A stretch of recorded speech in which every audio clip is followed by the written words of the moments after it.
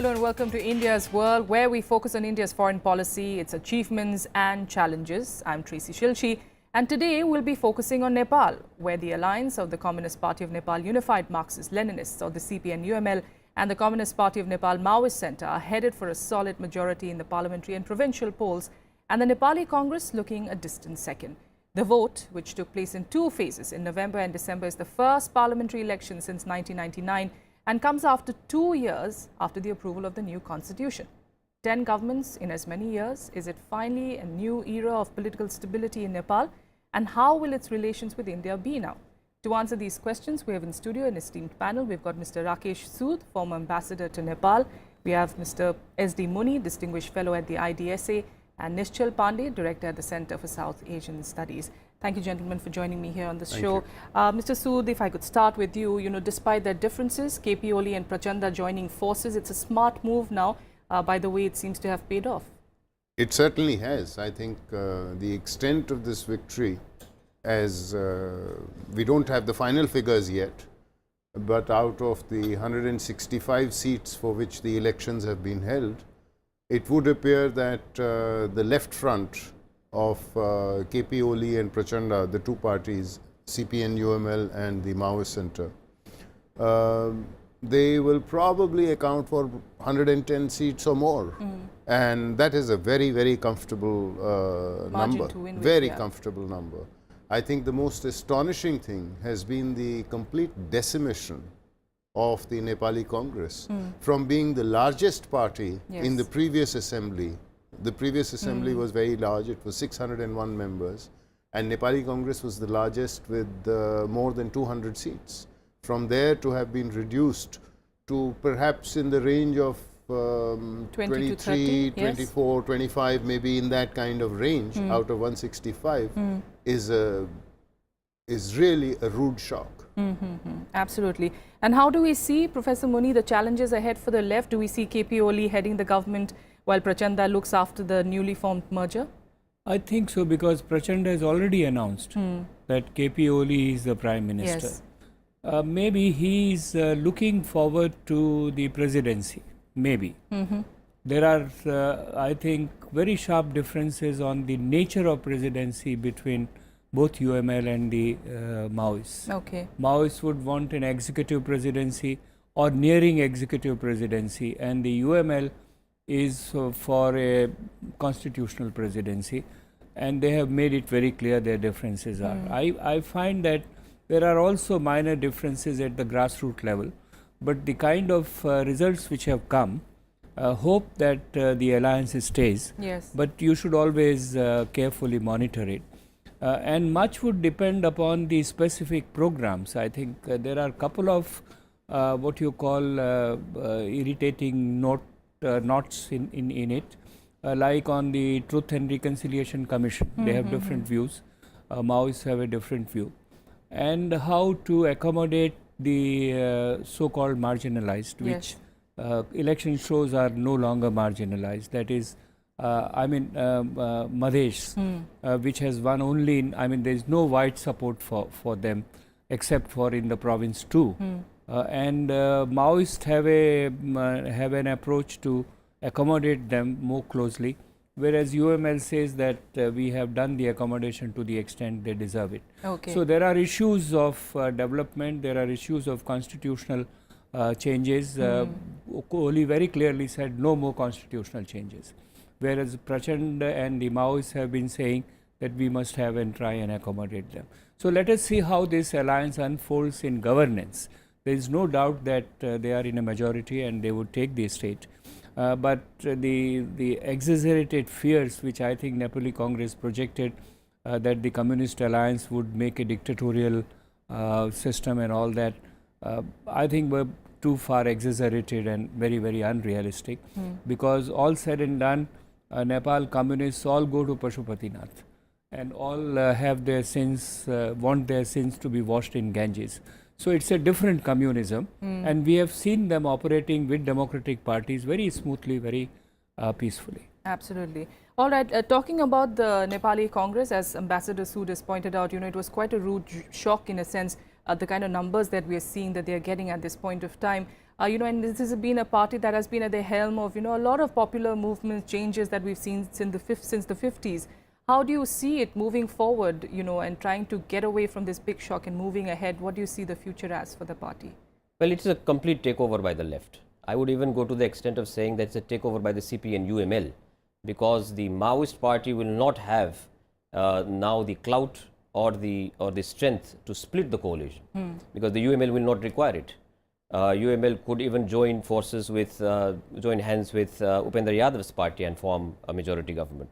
So therefore, Prachanda and the Maoist party will be a junior partner in the coalition. So it is a takeover by CP and UML. Personally, it's a victory for Mr. KP Sarma Oli. That can be attributed to people's desire for political stability in a country which has, as you said rightly, we have seen 9 prime ministers in 10 years. We have seen 5 constitutions in the last 6 decades. So I think people were really clamoring for political stability in Nepal. Also a little bit of the backlash of the blockade, in which Mr. KP Oli was the prime minister, and he successfully, I think, cashed in on that feeling of grievance that the people had, and also the, as you said, the complete annihilation of the Nepali Congress. Nepali Congress, I think, was suffering from poor communication with the voters. Number 2, aged and very tired leaders inside the party. Most of them even lost in their own constituencies. Nepali Congress also went away from BP's ideology of Mel Milap and went into the ideology of the communist parties. So the voter really did not have any choice. Because if you are also for republic, if you are also for secularism, if you are also for federalism, why should you vote for Nepali Congress? You might as well vote for the leftist parties. So I think Nepali Congress will have to go for real introspection reassessment within the party. Of its strategy. All right. Professor Moni, is this then a final, consolidation of sorts that we are seeing of that process of Maoist integration into mainstream politics, that 2006 agreement that they signed, the Comprehensive Peace Agreement? Do you see that this is now in its final stage, it's finally in mainstream politics? Well, I would hesitate to fully endorse what you're saying, because even at that time in 2006, the Maoists and the UML had very different views of what kind of a change should be ushered in. May I say that this election shows 2-3 very broad messages it gives. One, it is more than the communist, it is a victory of new Nepal nationalism. Okay. And I'm sorry to say, which has a very, very noticeable undercurrent of anti-Indianism. And that to some extent has arisen, as Nishchal said, partly because of the economic coercive diplomacy, which Nepalese call it blockade, Indians don't call it blockade, whatever else it is. That is one message, that it is more than the communist in the classical sense. Yes. It is a Nepali nationalism which has asserted itself. And many people who felt very uncomfortable have gone and voted with UML and the Maoists. This is number 1. Number 2, it is a very big slap to many of the candidates who were considered either coming from the families or those who were what you call dons, or some of those who are business dealers. And there was a sizable number of those people, those kind of candidates, which have also won. Thirdly, it is a very strong defeat of the those who have pleaded for religion and revival of monarchy, because the Kamal Thapa group, yes, which stood for it, and the RPP which stood for it, has been wiped out much more than the Nepali Congress. Therefore, I think these 2-3 messages are very strong, very clear. And that to an extent also hampered the Nepali Congress's strategy, do you feel? Well, because Nepali Congress, I would add to some of the points which it showed a very poor leadership, number 1. Okay. Their campaign entirely focused on communist communist regime is coming, dictatorial regime is coming. Not on what they have done. They had given a constitution under their leadership. They did not emphasize it. Yes. They stood for certain developmental programs. They did not talk about it.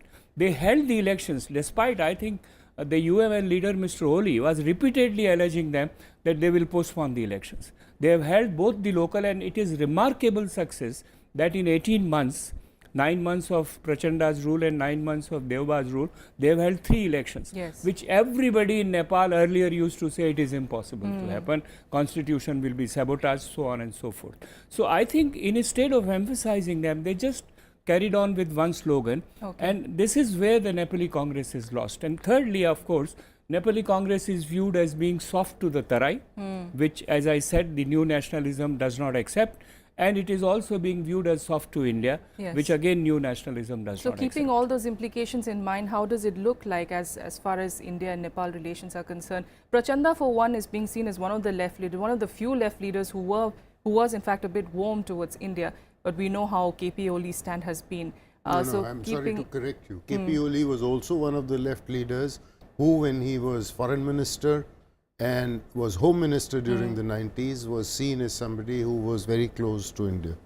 And in fact, we had close relationships with him when he was in government. But during 2015, the blockade, during that time, of course, the rhetoric well, he changed. felt betrayed by India because he felt that India had tried to block his elevation to prime ministership. All right. And therefore, when there was the economic blockade on grounds that there was a law and order problem and things like that, he saw it as something which was being done to sabotage his tenure as prime minister. Okay. And I'm afraid I would say that unless there is a rethink on the part of, I think there are finite limits to how far, what is the proximity that Nepal will have with China.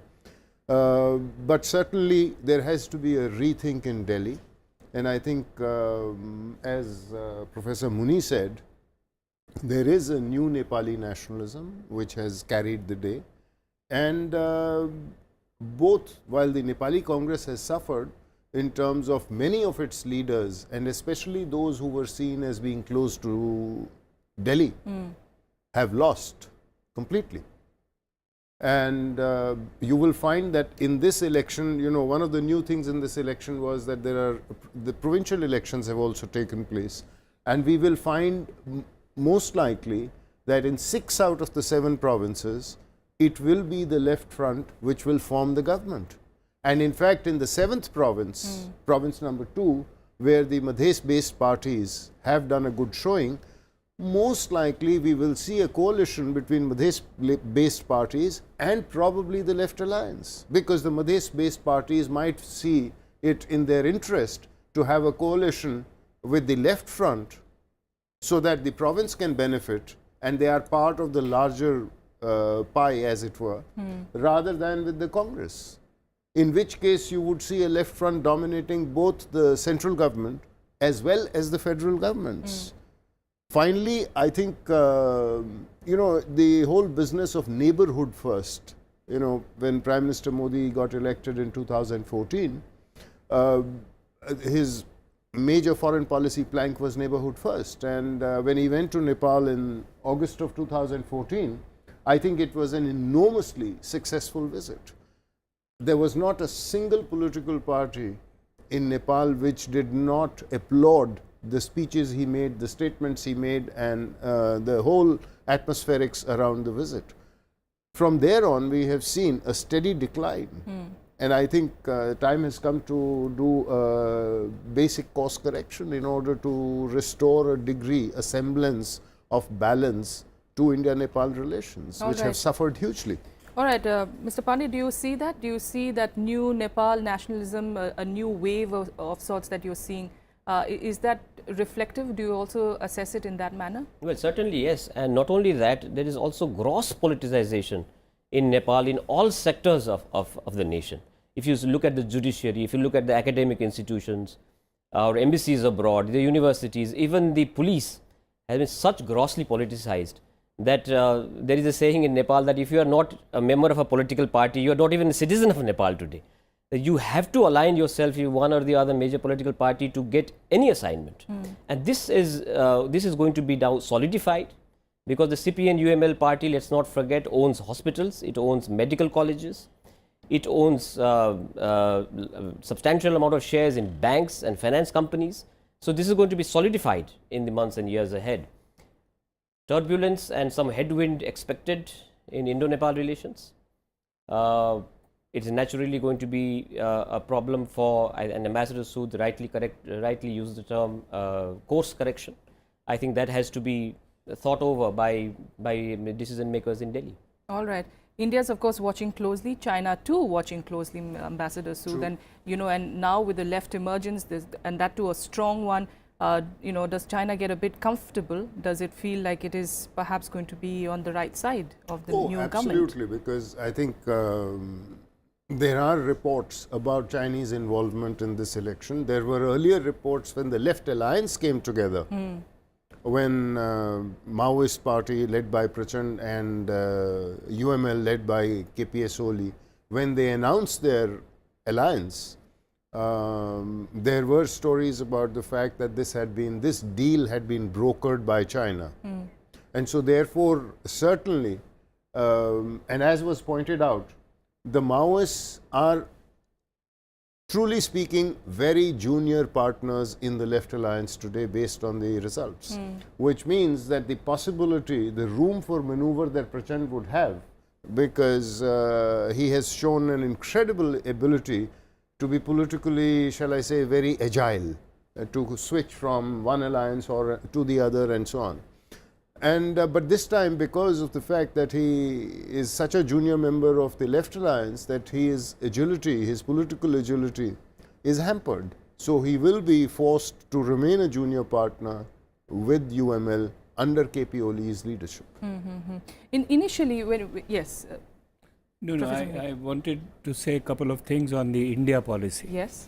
There are two streaks in India policy. One is of, as he mentioned, Ambassador Sood mentioned, Prime Minister Modi's resilience, the way he first addressed the Nepalese. The other is the quote-unquote Dole doctrine of a muscular diplomacy. I think the resilience has to take a very strong priority. Are you making a distinction between the two, Professor Saab? Well, analytically, yes. I mean, let us not get into too many details of it, but yes, analytically. And therefore, that resilience will have to take precedence over it. And I do see some indications of that, in the sense that when Prachand's son died, Prime Minister called him and even invited him to come to India. And after the blockade, he again, Mr. Oli was invited, and every effort was made to do what you call a course correction, that in order to make him feel more comfortable that, look, India is not hostile to you, so on and so forth. I think that is one thing. Secondly, I must say also on the Kathmandu side, that Kathmandu has to be acutely aware of some structural constraints and red lines which they need not cross vis-a-vis India. And the one biggest red line is that they are free to cooperate with China, and they would. But if any area which are security sensitive to India, and if there the Kathmandu steps forward, it would be, as Nishal says, lot of turbulence in our relations, and also within Nepal, because Nepal needs stability. There is no doubt about that. That is what it has to be done. Thirdly, earlier there was a tendency on the Nepali leaders' part to play the so-called China card. Whenever they were uncomfortable with India, they would lean towards China and show that we have an option, an alternative. Now that's no longer true, in the sense that now China assertively wants to come into Nepal and South Asia as a whole, whether Nepal likes it or not. And I think Nepalese, in their love for, or newly discovered love for China, will have to find out and probably learn from the experiences of other South Asian countries like Myanmar, Maldives, Sri Lanka, to some extent even Bangladesh, even Pakistan. Yes. That what are the costs involved in too much of a close dragon hug, put it this way. And if again the Nepalese are not sensitive to this very delicate balance, I think they will jeopardize their own development as also relations with India. And I would endorse that I think that as long as Nepal wanted to do a little bit of flirtation with China, it was fine. All right. But now, when they get closer into the dragon's embrace, they might find that it is a little more than they had bargained for.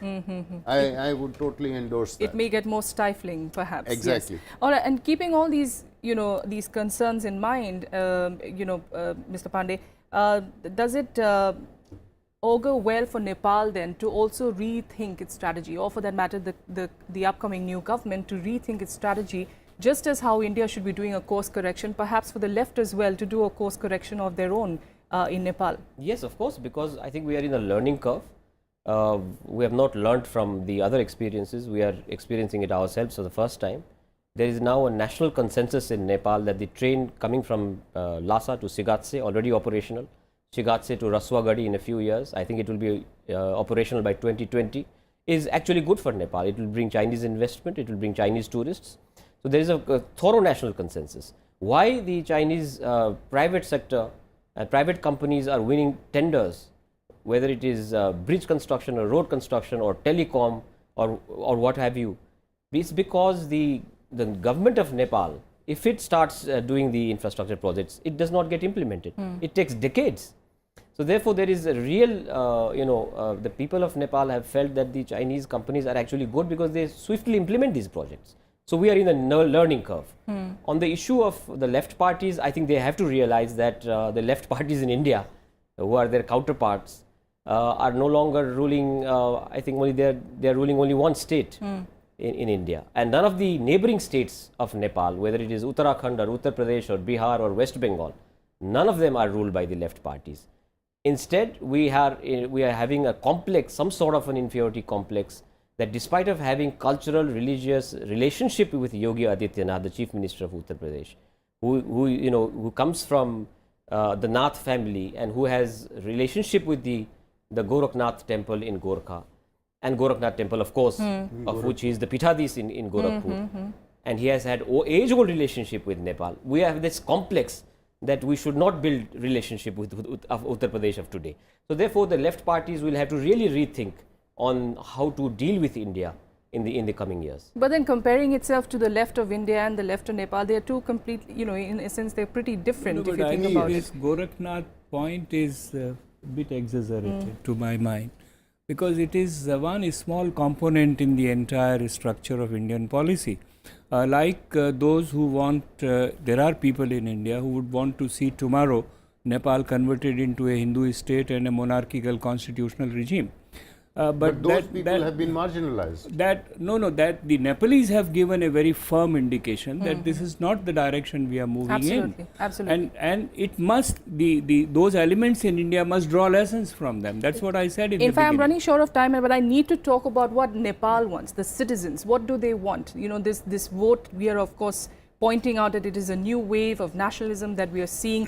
We do know where the left stands as far as its policies and strategies are concerned. But at the moment, with such a big mandate, you've got to listen to the people of the country as well. And what is it that they want then? Well, foremost, I think the people want swift reconstruction of the earthquake-ravaged homes, schools, the infrastructure, the UNESCO heritage sites, which is vital for our tourism. Instead of doing that, we are hiring and firing CEOs of the Nepal Reconstruction Authority. I think people are really fed up with this slow pace of reconstruction. That is the priority number one for the common man. I think secondly, we want political stability, because 9 prime ministers in 10 years has really crippled the economy. We are one of the poorest countries in the world. Our tourism growth, we are hovering around 700,000. We could achieve much more tourist arrivals because of our natural beauty and so forth. I think connectivity, people want better roads and better infrastructure. Our airport today, I can safely say it is the worst international terminal in South Asia, because we have just neglected all these things, and we are just in the process of the never-ending peace process, never-ending political transition. So people want those things to happen. All right. We started, of course, the show by talking about how it was a smart move of KP Oli and Prachanda to align forces. Now, definitely, it seems like it would be a smarter move to perhaps keep India and China both at a similar distance, but keep the friendship at a similar distance as well then. Well, there has to be recalibration, as it were, and the recalibration has to be driven by the fact that today's China is a very different China from the China of 10 years ago. And so there is a China which is trying to make its presence felt in the region and beyond. However, one thing that has happened is that there are only 5 national parties. If you look at, say, the previous election for the Constituent Assembly in 2013, you will find that there were as many as maybe 30 parties represented in the Constituent Assembly. There was a complete fragmentation that had taken place. Today, there are only 5 national parties, 2 parties representing the Madhes vote primarily, the Nepali Congress, and the 2 parties of the left who have come together to form a left alliance. 5 national parties. So in that sense, there is a consolidation. The second thing that has happened is that with these, that the left now is in a position where it will actually form the government either on its own or together with the Madhes, in the case of Madhesi parties, in the case of one province. Okay. So in a sense, they will dominate. And if they actually follow the path or that Nishchal is saying about politicization of positions and posts and, you know, chairmanships of companies and so on, then I think it would be an extremely poor example. The third domestic challenge will be to how are they going to actually, I mean, notwithstanding the rhetoric that Oli has had about the constitutional amendment regarding the rights of the Madhesis and so on, but if the Madhesis actually get into a coalition with them in province 2, how is he going to, is he prepared to be generous? Is he prepared to go a little bit beyond? Because the Maoists were favorably inclined to doing, and they actually tried to bring about the amendment. Several issues, definitely. That's main challenges, of course, that are lying ahead for the new Nepal government. We'll, of course, have to wait and see what eventually the final results are and what eventually happens. Nepal's national interest, as our guests, of course, being saying here. Thank you so much, gentlemen, of course, for joining me here on the show. You know, national interest lying in the maintaining of a well-calibrated distance between both India and China. We'll, of course, keep eye out on all those developments. Do tell us what you feel. Send in your reactions on indiasworld.feedback@gmail.com. We look forward to your comments. We'll see you next week. Thank you so much for joining us here on India's World.